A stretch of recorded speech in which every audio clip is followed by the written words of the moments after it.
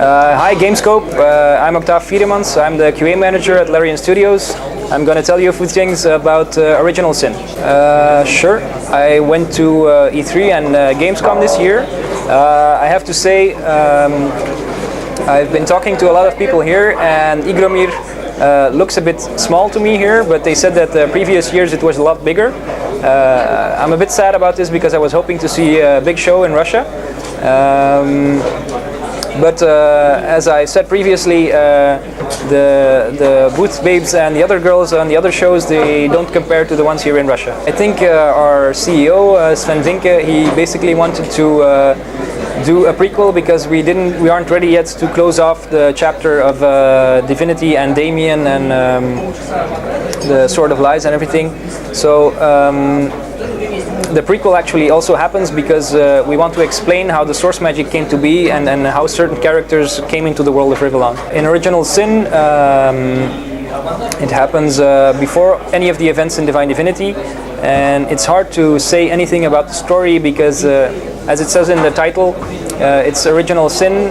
Something happens that causes all of the problems that happen in Divine Divinity. And giving any info away would basically spoil the story, so you have to find out for yourself. So the two main characters here, I'll start up the game.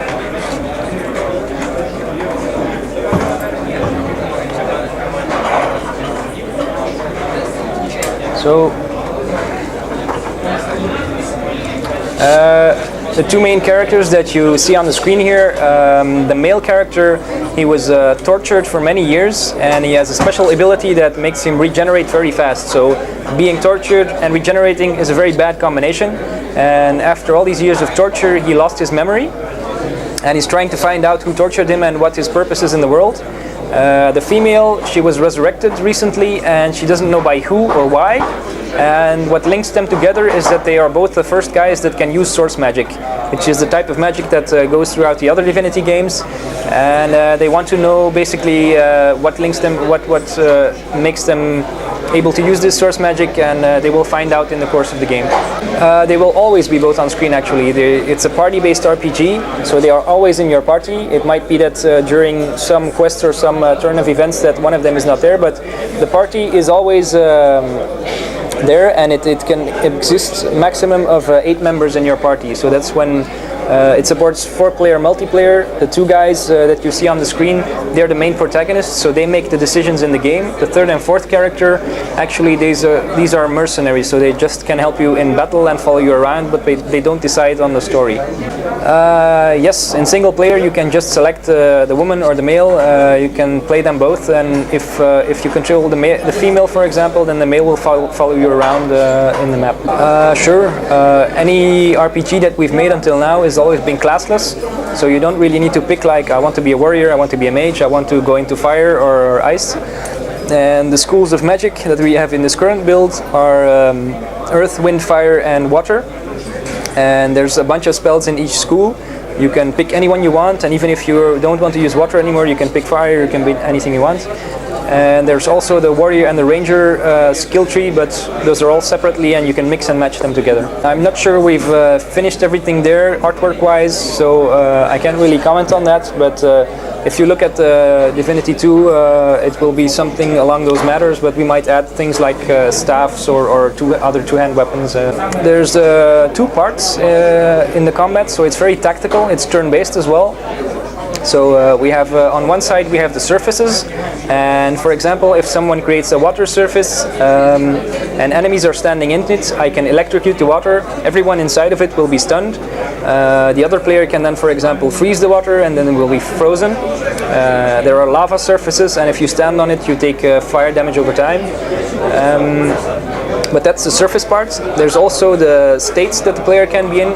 For example, if player 2 makes it rain to put the fire out that I'm taking damage from, then if I'm in the wet state after the fire and an enemy casts electricity on me, I will also take a lot more damage. So it has advantages and disadvantages, and there will be certain combos that are very good against certain enemies, depending on the resistances and things like that. So in Original Sin, we have a pretty unique feature that we call dual dialogue.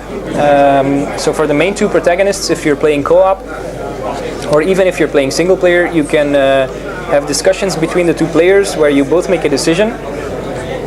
For example, there's a quest involving the two guards at the beginning of the presentation, and they basically have a mission to go check out a lighthouse. They don't want to do it, so you do it for them.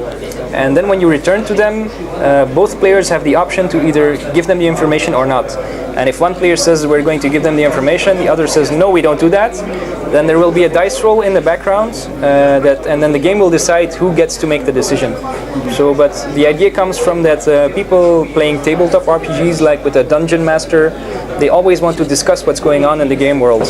They want to say, are we going to go through this door? Are we going to go that way, or open the chest, or things like that? And we want to give both players a say in how the story goes. The landscape is so part of the surfaces in the combat will also affect the landscape, but you can also use the environment, like if there's an oil barrel standing near it, you can throw it into a pile of enemies and make it explode. There will be other environmental factors.